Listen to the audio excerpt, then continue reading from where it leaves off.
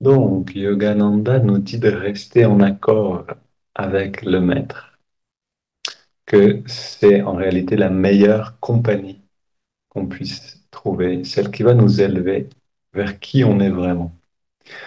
Quand le disciple demande « Et si je suis seul ?» donc, puisque Yogananda dit que la compagnie que l'on fréquente détermine en grande partie si l'énergie va vers l'intérieur, vers Dieu, ou vers l'extérieur, vers le monde. Donc le disciple demande « Et si je suis seul ?» Et Yogananda donne cette réponse. Sois en accord intérieurement. Accorde ta conscience intérieurement. Alors l'illusion ne peut pas t'atteindre. Donc, et ça, il le dit en fixant intensément le disciple dans les yeux.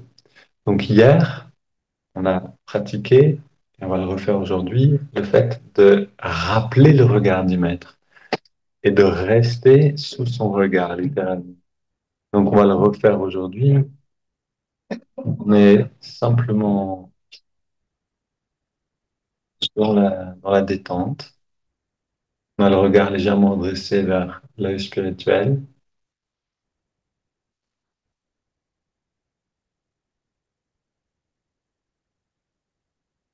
Et quel que soit le maître pour nous, c'est-à-dire l'expression du divin manifesté dans un corps humain, on invite ce regard à se manifester en nous.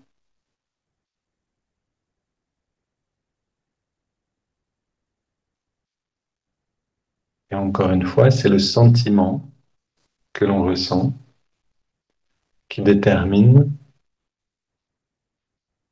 l'accord de notre conscience. Si je peux ressentir la qualité du regard du maître comme un sentiment, alors je suis dans cette connexion. Je me mets en relation avec lui.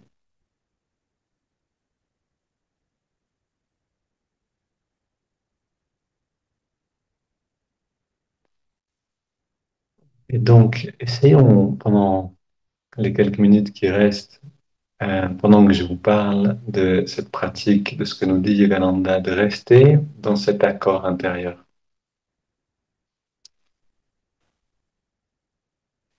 Ce que cet enseignement nous donne, c'est aussi que on a besoin de choisir le regard dans lequel nos yeux plongent.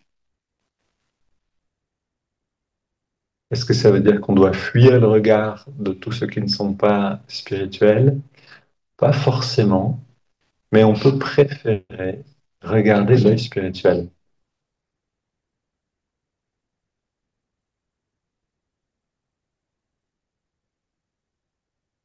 C'est une des manières conseillées par Yogananda si on veut pouvoir relationner avec quelqu'un qui n'est pas forcément dans une vibration élevée spirituellement, mais qu'on a besoin de faire face à cette personne. On a besoin de rester dans l'interaction. Alors on peut choisir de regarder l'œil spirituel, de regarder non pas dans les yeux de la personne, et du coup de rentrer dans la fréquence de la pensée, de la conscience de la personne, mais on peut regarder l'œil spirituel, on peut regarder son potentiel divin.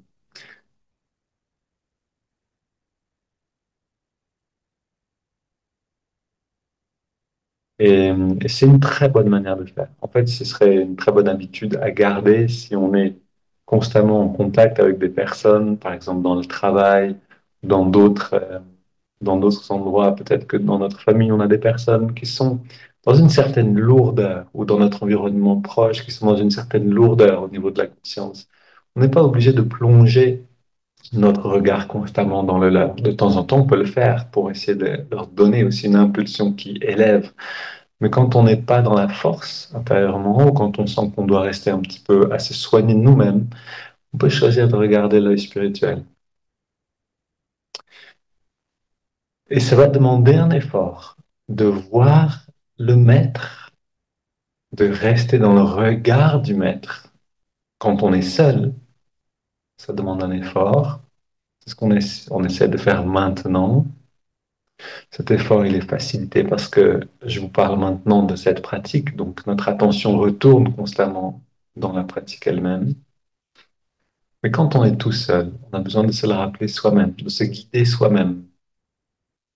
Exactement comme je vous guide à retourner dans le regard du maître régulièrement ici. Quand on est seul, on a besoin de se guider soi-même. Quand on est avec quelqu'un d'autre, en train de parler ou en train d'écouter quelqu'un d'autre qui nous parle, on a besoin d'une double force pour pouvoir se rappeler de rester dans ce regard, dans cette conscience-là.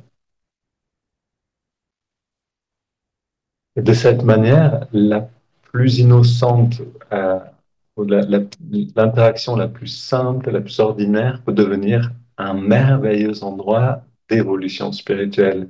Je vais à la boulangerie, je vais acheter un croissant, ok. Euh, le moment où je rentre dans la boulangerie, je demande, aide-moi à rester en contact avec toi.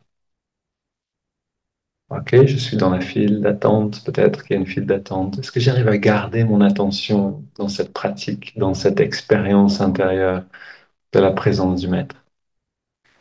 La boulangère me tend le pain au chocolat ou le croissant, je paye. Est-ce que pendant cette interaction, je peux le faire aussi? Et vraiment, si on peut, et ça demande beaucoup de volonté, ça demande aussi de s'entraîner, c'est-à-dire de le faire systématiquement, régulièrement. Mais si on peut arriver à faire ça avec simplement aller acheter quelque chose dans un magasin, alors cette pratique va être beaucoup plus facile dans la méditation et dans la solitude.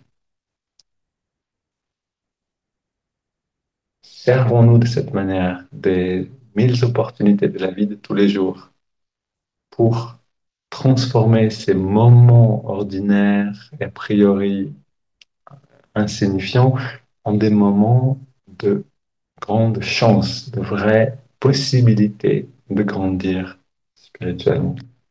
Alors le quotidien devient une merveilleuse aventure.